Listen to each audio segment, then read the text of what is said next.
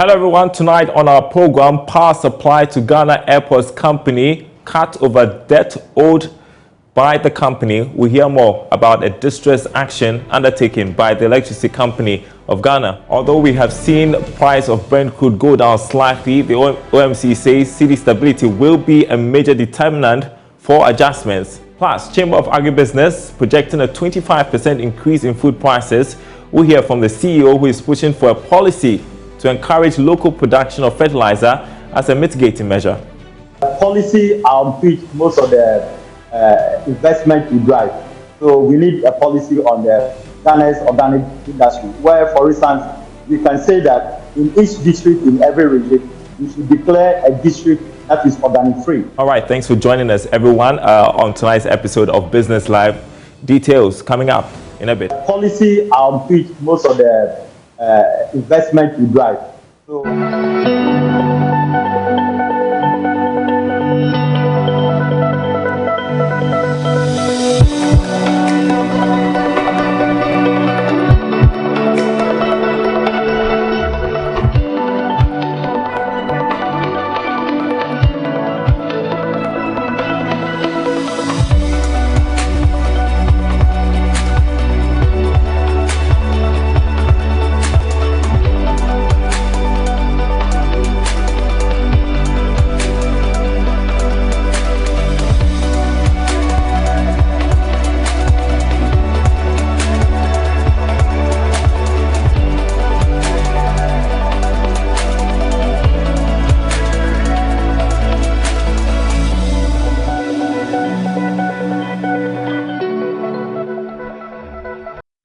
well, to start with tonight, the National Task Force of the Electricity Company of Ghana Limited has disconnected power supply to the Ghana Airports Company Limited over debt to the tune of 49 million Ghana cedis. According to the team lead, Nene Shadrach Maset, the debt is affecting the operations of the ECG, hence the need to embark on such an operation. He revealed that the airports company, opted to pay 1 million Ghana cedis, which the ECG says is not enough to cover its arrears. Joining me is my colleague James Ishen, who followed the ECG on its distress action. James, tell me, how did it go? Well, so the team was earlier at the Ghana Broadcasting Corporation, but the feedback I had was that they were being given a demand notice to respond within a week. Later, we went to the Ghana Airports Company Limited, and over there, the Airport Company Limited owes the Electricity Company of Ghana 49 million Ghana cedis. I tried as much as possible to reach out to the any member from the Ghana Airport Company Limited, but attempt all proved futile. They intended to give the Electricity Company of Ghana 1 million Ghana cedis, but according to the task force, they were expecting at least 50% of the 49 million Ghana cedis. So they went ahead and disconnected the power supply to the 49 million Ghana cedis, that's huge. Quite interesting. Like you mentioned, we didn't get to hear from the Ghana Airports Company Limited. And so the question I guess everybody be asking, how is this affecting the operations of the Airports Company Limited? Are the terminals being affected? Where exactly was power cut off from? Right, so I posed that question to Nene Shadrach, who happens to be the team lead of the task force, and what he said was they were disconnecting power supply to the head office. It's not affecting the terminal 3. Also, it's not affecting the run. That's a bit of good news. Exactly. So you can travel. Yes. So it's just the offices that have been affected by this operation. Yeah. Is there any indication what it would take for them to restore power to the offices of the airports company? Well, according to Nene, he is expecting at least 50% of the 49 million. The airports, ECG. ECG, right. So if that is done, then it means they would restore the power to the Ghana Airports Company Limited. All right, James Ishen briefing us there on the situation at the Ghana Airports Company, where we understand the Electricity Company of Ghana has disconnected power supply to the offices of the airports company. It's not affecting terminals, and so people can travel, but we understand the airports company owes ECG 49 million Ghana cedis. We'll see how that goes. Now, turning to one of our top stories for you tonight, the stability of the Ghana cedi will be a major determinant for any significant reduction in fuel prices at the pumps in the coming weeks. That's according to some oil marketing companies. They argue that the decline in crude oil prices may not be enough to justify any significant reduction at the pumps. George Afe has more. Crude oil prices have gone down by almost $20 a barrel In just 1 week, it is currently trading at around $110 a barrel. This has led to some pushing for a reduction at the next pricing window, which officially starts from March 16, 2022, that is this Wednesday. This has led to some pushing for prices to be kept unchanged or reduced marginally. But for some of the oil firms, they have told J Business that despite the reduction in crude prices on the international market, the Ghana cedi should be fairly stable in the coming days for it to affect prices at the palms locally. They argue that since they still need more Ghana cedis to import the same volumes of petroleum products, someone would definitely have to take care of this extra cost. Well, it looks like a reduction in crude prices on the international market should be complemented by a fairly stable Ghana cedi for consumers to start benefiting from any reduction in prices at the pumps. There are also projections that crude oil prices could be dropping further in the coming days, as US has hinted of more release of its reserves on the market to deal with supply and demand challenges. But is this cedi stability being used as an excuse by some of the major oil marketing firms, or is indeed justified? Is it an excuse or is it justified? I guess that's the question right now. We can hear next from petroleum expert Dr. Yusuf Suleimana, who is concerned about the impact of the cedi's depreciation on fuel prices. He fears Ghana may not have any existing measures to cushion consumers from global shocks. We're having a lot of speculative jumps. Within a day, it could go like, it could increase by $6 or $7. Within another day, a single day can drop by $6 or $7. These are not real, actually. I want to hold you on that particular thought, because we are seeing demand for the commodity also shoot up with supply somewhat along the global line. Yeah, sure. We should be worried, because if you look at the market trajectory now, if a commodity high prices is as a result of supply, restrictions, then demand growth, then we should be worried about that. But even as we haven't, how much can this be a threat, especially once again to consumers? Yeah, so yes, equally as much as high oil prices is a threat to consuming public with respect to what the consumer pays at the pump, equally cedi depreciation has a similar effect, if not even more. And it's not just fuel prices going up, the price of food as well. The Chamber of Agribusiness is projecting a 25% increase in food prices. The projection is hinged on the rising cost of fuel and transportation, fertilizers, seeds, amongst others. According to the Chamber, there is a looming threat of farmers quitting and resorting to other economic activities for survival. Meanwhile, Chief Executive of the Chamber, Anthony Morrison, is urging government to develop a policy to guide production of organic fertilizers. Pitch most of the investment we drive. So we need a policy on the Ghana's organic industry, where, for instance, we can say that in each district, in every region, we should declare a district that is organic free. Now, we also need to look at the local content for agriculture promotion. What is the local content we are giving to the indigenous companies? And what kind of exemptions or tax leverages are we providing for them? We need to spell all this in a policy. You see, last year, the Economic Intelligence Unit was very no commitment, major keys, major factors why we are not driving agriculture. And we need to show that, because that is a key that other investors can see. And a long-term agriculture policy are very critical to drive the agriculture and the transformative narrative towards achieving our food security and the sustainable development. From food to housing, prospective homeowners in Kumasi have raised concerns over the rising cost of building materials. A market survey conducted by Love Business News showed a bag of Gassam cement, which was previously sold for 35 cedis in the open market, is now sold between 50 and 55 cedis. The price of iron rods on the market from 6 millimeters to 32 has jumped by 34%. An iron rod, which costs 6,200 Ghana cedis a ton, has jumped to 8,500. Some residents lament the hike in prices. They say cement in India no buy. They say no. Iron rods kura. They say untiminto. So when we say if you are AC, they say you tuaso. So they say cement buy. My building project is on hold due to the hike in the price of building materials. The prices should be reduced so that we can afford. It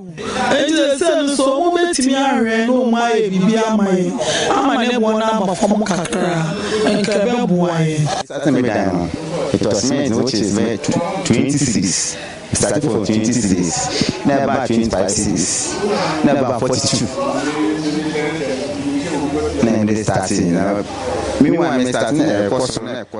The price increase of building materials has really affected my budget.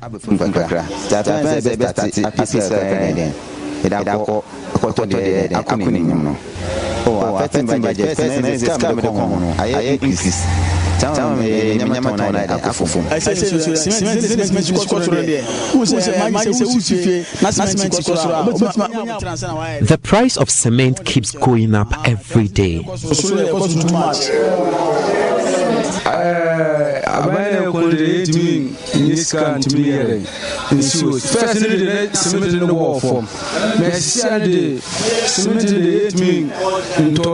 I can't even afford to buy a bag of cement because I make 50 cedis daily as a trader.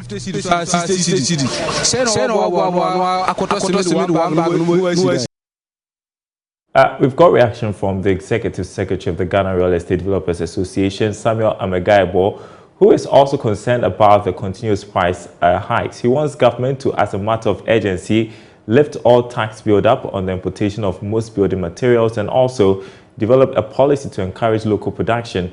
He spoke earlier on the marketplace. Within the last month or standard, you go to market today, the next day it goes up. Sometime last week, I was doing a little project when I sent my people to go and get me some iron rods, and it had gone up around 27% thereabout. But I'm even hearing that it is going to be around 30% within this week, and it is just having untold hardship on our business. It's not fair to the market at all, and it's been a big problem. Indeed. Of course, you worry about the unregulated pricing regime of these materials. Why is that, and how can this be resolved? I think in most cases it can be done locally. But then the issue of taxes, I think when the 2020 issue came up, my argument was that if government was if we are importing a product at say 100 Ghana cedis, and government has a tax component which is a percentage based on the base price, the tax automatically also goes up. So if the tax on 100 cedis was 10%, it means that government was going to get 10 cedis. But if the price goes up to 150, it means that government was also going to get the extra increment. So if for nothing at all, locally, what we can do is government should take off those taxes that are percentage based of the product price, so that to at least use our inputs for buildings.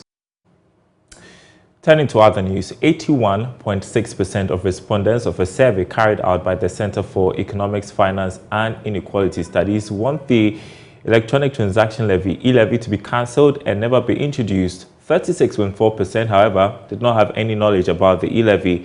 Charles Nixon-Yeboah has been going through the findings, which had Dr. Benjamin Amwa of the University of Ghana Business School and Professor Anthony Amwa as lead researchers. 10.5% of the respondents held the view that e-levy should be passed into law and implemented. However, a small population of 4.9% were of the view that it should be passed after this year. Also, 1,679 of the respondents out of the 2,650 were aware of the e-levy. This implies that much education needs to be done to increase public knowledge and understanding of the levy. The survey also assessed the nation's fiscal position concerns. It came out that 64.6% were categorical that Ghana needs more money. Those who held a contrary view made up of 25.9%, with a position that there is no need to increase government revenue.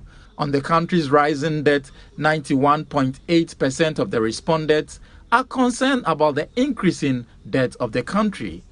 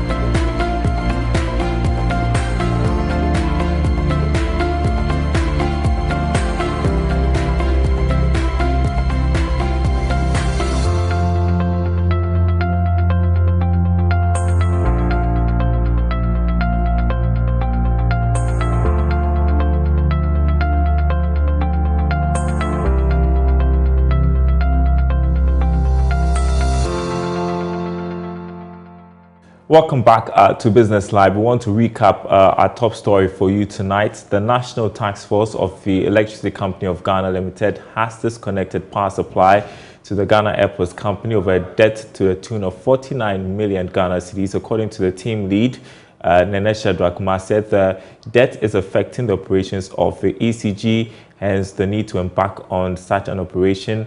He also revealed that the Airports Company opted to pay 1 million Ghana cedis, which the ECG says is not enough to cover arrears. Now we are told that it's just the offices that have been cut off, but the terminals are still operating. So if you're wondering whether you can travel, yes, you can.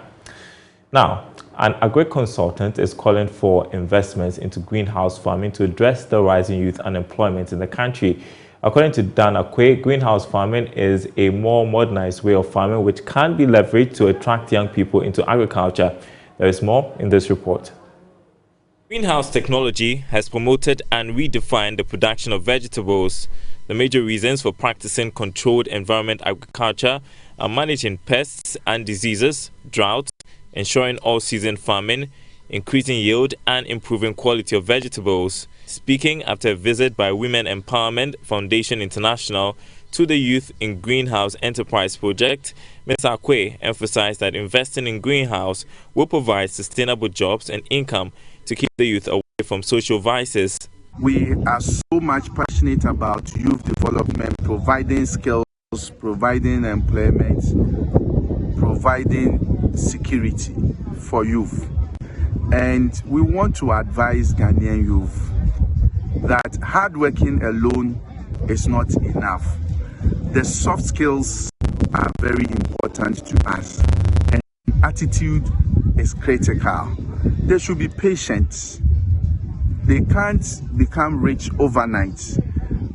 Greenhouse and agric is not betting that you can bet today and then tomorrow you'll win. That is not. We are talking about sustainable job creation, sustainable enterprises. And we will want them to engage in things that are more sustainable than one-off income generation activity. President of the Women Empowerment Foundation International, Joyce Akwe, indicated that her outfit is committed to ensuring an increase in youth participation in greenhouse farming. We've been educated and we've now come to realize the need of eating healthy vegetables, because we now know the difference between the field vegetables and the greenhouse vegetables, which is more healthier. And we also got to know that everybody can get involved once we have the interest. It is going to help us to accomplish our vision of training the youth into agriculture. So we will have collaboration with the project, the company here, so that we can bring most of the youth that we are trying to train to get future for them to get into the greenhouse project, so that they will also get work to do, and together we build a better Ghana. The Chief Executive Officer of MTN Ghana, Selom Adadivo, has stated that technology should be the driver of all sectors of the economy. This, he believes, will aid in the expansion of the Ghanaian economy. He made this known at the maiden edition of the MTN Ghana Media Awards night. There is more. The awards was to reward journalists across the country for their immense contribution to the growth of the business through storytelling. The night saw managing editor of Tech GA24 Sami Dowuna emerged as the overall best journalist at the maiden MTN Bright Media Awards, which formed part of the telecom giant 25th anniversary celebrations. Here is the Chief Executive Officer of MTN Ghana, Selom Adadivo. The fast rate of change of technology requires a lot of consumer education. And also being able to simplify the interpretation of technology. A lot of people use big words like IoT, cryptocurrency, and several other cybersecurity, all sorts of terminologies that may confuse customers. So I think the first request from journalists is how to interpret some of these big words into simple language so that the masses can understand. The second one is, it's very tempting to talk about technology from the position of technology, but we need to talk about technology from the position of the benefit to the average user. I mean, the application of technology to agriculture, to businesses, to services, to education is massive. And if we can interpret some of the stories on the impact and effects of technology on those segments, I think we'll start to see a much broader impact in application and adoption of the technologies that are emerging as well. Sami Dowuna lauded MTN Ghana for standing out as the only telecoms operator in the country to have invested into media development and promote excellent journalism. We find ourselves in a republic where we say the economy is not working, but that republic is working because we have a president.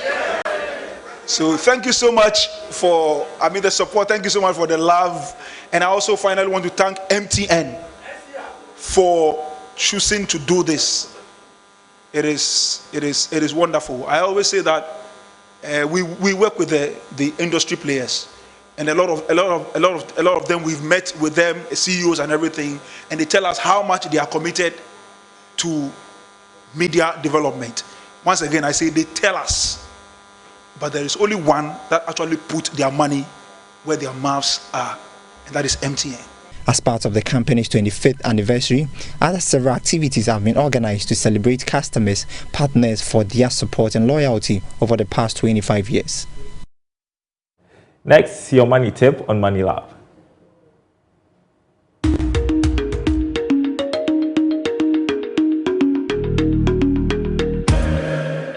Hello there again. Welcome to the Money Lab.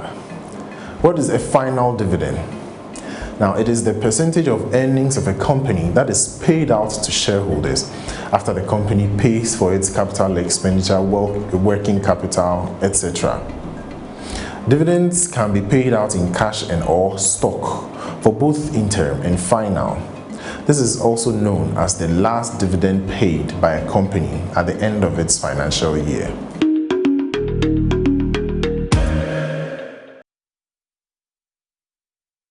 And before we go tonight, let's show you what is trending on our website, myjoyonline.com/business. That story about 81.6% of Ghanaians wanting e-levy cancelled is there. You can read more about the survey that was conducted by Surface. Also, cedi depreciation slows down, declines 14.44% in value to the dollar.